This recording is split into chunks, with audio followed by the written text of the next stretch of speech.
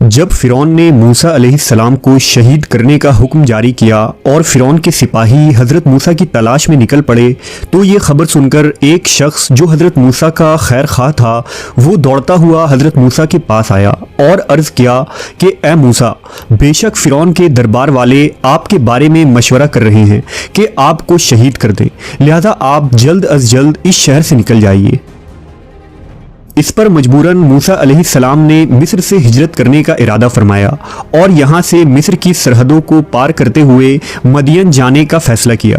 مدین وہ مقام تھا جہاں حضرت شعیب علیہ السلام رہا کرتے تھے اور آپ اللہ کے ایک برگزیدہ پیغمبر تھے۔ مدین ایک صحرائی بستی تھا جو حضرت ابراہیم علیہ السلام کے صاحبزادے مدین کی نسبت سے آباد ہوا تھا، اور یہ بستی فرعون کی سلطنت کے حدود سے باہر تھا۔ جب موسیٰ علیہ السلام مصر سے روانہ ہوئے تو نہ آپ کے پاس زیادہ راہ تھی، نہ اچھی سواری اور نہ کوئی ہمراہ۔ راستے میں درختوں کے پتوں اور زمین کے سبزے کے سوا خوراک کی اور کوئی چیز نہ ملتی تھی۔ موسیٰ علیہ السلام کئی روز تک تنہا چلتے رہے۔ یہ راستہ وہ تھا جو نہ کبھی آپ نے دیکھا تھا نہ اسے طے کیا تھا۔ موسیٰ علیہ السلام مسلسل 8 روز تک یوں ہی چلتے رہے، یہاں تک کہ آپ کے پاؤں میں چھالے پڑ گئے۔ اس سخت اور مشکل سفر کے دوران اللہ نے فرشتوں کے ذریعہ حضرت موسیٰ کی مدد کی اور انہیں سیدھا راستہ دکھایا۔ اس طرح موسیٰ علیہ السلام مدین پہنچے۔ مدین پہنچ کر حضرت موسیٰ شہر کے کنارے پر موجود ایک کنویں پر تشریف لائے جس سے وہاں کے لوگ پانی لیتے اور اپنے جانوروں کو سیراب کرتے تھے۔ وہاں آپ نے لوگوں کے ایک گروہ کو دیکھا کہ وہ اپنے جانوروں کو پانی پلا رہے ہیں، اور ان لوگوں سے علیحدہ دوسری طرف 2 عورتیں کھڑی ہیں جنہوں نے اپنے جانوروں کو اس انتظار میں روکے رکھا ہے کہ لوگ پانی پلا کر جائیں اور کنواں خالی ہو تو وہ پانی لیں۔ چونکہ کنویں کو مضبوط اور طاقتور لوگوں نے گھیر رکھا تھا اور ان کے ہجوم میں عورتوں سے ممکن نہ تھا کہ وہ اپنے جانوروں کو پانی پلا سکیں۔ موسیٰ علیہ السلام کو ان باعفت خواتین کی حالت پر رحم آیا کہ جو ایک کنارے کھڑی تھیں اور کوئی آدمی بھی ان کے ساتھ انصاف نہیں کر رہا تھا۔ چرواہے صرف اپنی بھیڑوں کی فکر میں تھے اور کسی اور کو موقع نہیں دیتے تھے۔ مظلوموں کو ظلم سے بچانا حضرت موسیٰ کی فطرت تھی، جس کی وجہ سے انہوں نے فرعون کے محل اور اس کی نعمتوں کو ٹھکرا دیا تھا اور ملک بدر ہو گئے تھے، لہذا وہ اس ظلم پر خاموش نہ رہ سکے۔ بیان کیا جاتا ہے کہ حضرت موسیٰ آگے بڑھے اور کنویں کے قریب گئے۔ آپ نے وہاں موجود چرواہوں کو پیچھے ڈھکیل دیا اور کہا کہ تم کیسے لوگ ہو کہ اپنے سوا کسی اور کی پرواہ ہی نہیں کرتے۔ ان چرواہوں نے موسیٰ علیہ السلام کو غور سے دیکھا تو سہم گئے۔ لباس سے موسیٰ علیہ السلام کوئی قبطی سردار لگ رہے تھے اور جسمانی اعتبار سے بھی آپ کافی مضبوط اور لمبے چوڑے انسان تھے، لہذا چرواہے خاموشی سے پیچھے ہٹ گئے اور انہوں نے ڈول حضرت موسیٰ کو دیتے ہوئے کہا کہ لیجئے، اگر آپ پانی کھینچ سکتے ہیں تو کھینچ لیجئے۔ انہوں نے موسیٰ علیہ السلام کو تنہا چھوڑ دیا، لیکن حضرت موسیٰ اس وقت اگرچہ تھکے ہوئے تھے اور انہیں بھوک لگ رہی تھی، مگر قوت ایمانی ان کی مددگار ہوئی جس نے ان کی جسمانی قوت میں اضافہ کر دیا، اور موسیٰ علیہ السلام نے اس ڈول کو اکیلے ہی کھینچ کر کنویں سے پانی نکالا جسے 8 یا 10 لوگ مل کر کھینچ رہے تھے۔ موسیٰ علیہ السلام نے ان خواتین کو پانی دیا اور پیچھے ہٹ گئے۔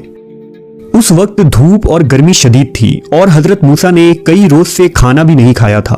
آپ تنہا اور شہر میں اجنبی تھے اور سر چھپانے کے لیے بھی کوئی آسرا نہ تھا، اس لیے موسیٰ علیہ السلام تھکان سے چور ہو کر پاس کے ایک درخت کے سائے میں بیٹھ گئے۔ آپ نے بارگاہ خداوندی میں اس طرح دعا کی کہ اے میرے رب، میں اس کھانے کا جو تو میرے لیے اتارے محتاج ہوں۔ ادھر جب یہ دونوں خاتون کنویں کے پانی کا استعمال کر چکی تو واپس اپنے گھر چلی گئیں۔ دراصل یہ دونوں خاتون حضرت شعیب علیہ السلام کی بیٹیاں تھیں۔ جب وہ عام دنوں کے نسبت گھر جلدی واپس آئیں تو ان کے والد حضرت شعیب نے فرمایا، اے میری بیٹیوں، اس قدر جلدی واپس آ جانے کا کیا سبب ہے؟ انہوں نے عرض کی کہ کنویں کے پاس ایک نیک مرد ملا تھا، اس نے ہم پر رحم کیا اور ہمارے جانوروں کو سیراب کر دیا۔ اس پر حضرت شعیب نے ان سے کہا کہ جاؤ اور اس نیک مرد کو میرے پاس بلا کر لاؤ۔ چنانچہ ان میں سے ایک صاحبزادی چہرے کو کپڑوں سے ڈھانکے پردے کرتے ہوئے اور شرماتی ہوئی حضرت موسیٰ علیہ السلام کے پاس گئیں اور ان سے کہا کہ میرے والد آپ کو بلا رہے ہیں تاکہ آپ کو اس کام کی مزدوری دیں جو آپ نے آج ہمارے لیے کیا ہے۔ حضرت موسیٰ پہلے تو اجرت لینے کے لیے راضی نہ ہوئے، لیکن جب انہیں پتا چلا کہ وہ شخص اللہ کے پیغمبر شعیب علیہ السلام ہیں تو آپ ان کی زیارت اور ملاقات کے ارادے سے اس خاتون کے ساتھ چلنے کو تیار ہو گئے۔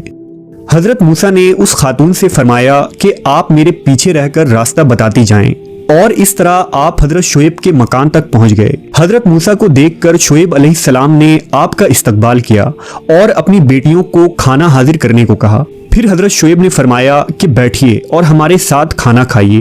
حضرت موسیٰ نے ان کی یہ بات منظور نہ کی اور فرمایا کہ میں اللہ کی پناہ چاہتا ہوں۔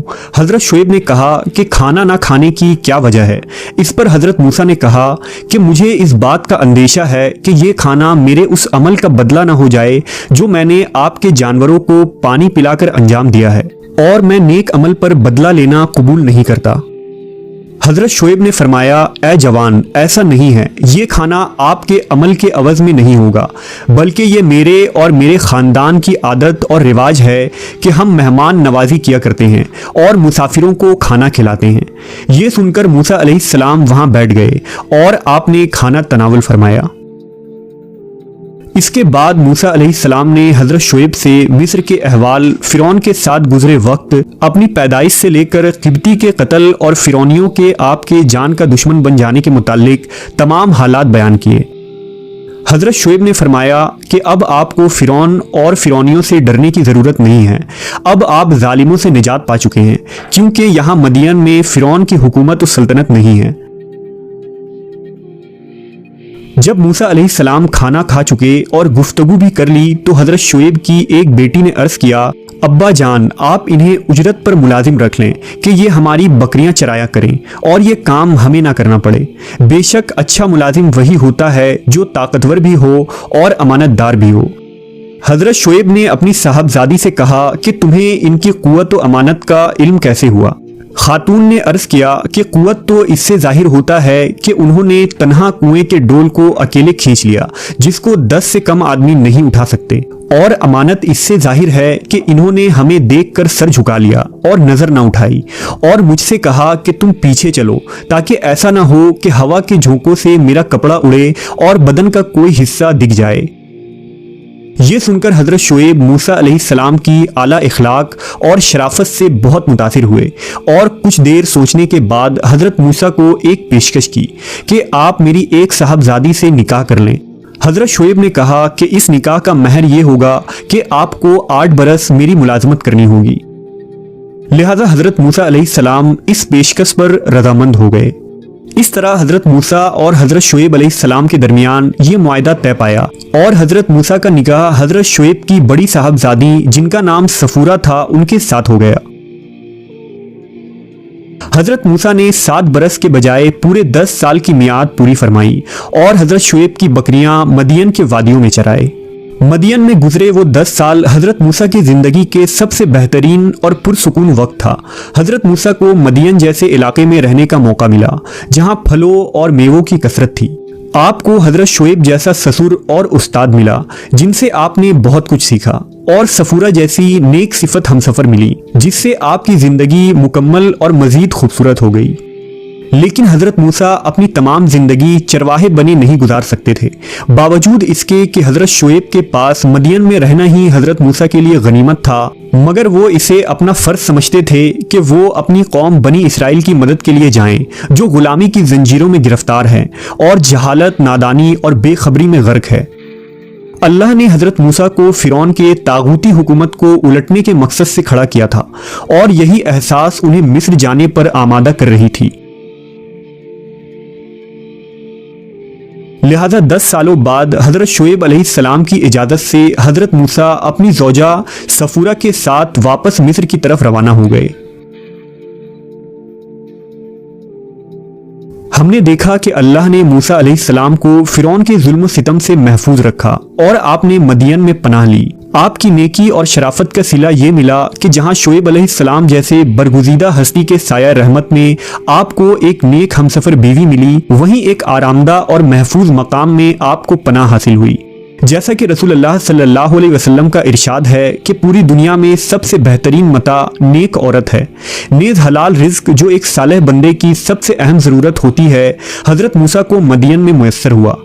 اس کے باوجود موسیٰ علیہ السلام نے اللہ کے پیغام اور تبلیغ کے لیے ان تمام آرائش اور نعمتوں کو خیر آباد کہا اور دعوت دین کے خاطر ان تمام رحمتوں کو قربان کر کے فرعون سے ٹکرانے کے لیے کمر بستہ ہو گئے۔ بلا شبہ ہر مشکل کے بعد آسانی ہے، اور تمام تر مشکل حالات میں صرف اللہ کی ذات ہی ہے جو بندے کا واحد سہارا ہوتا ہے۔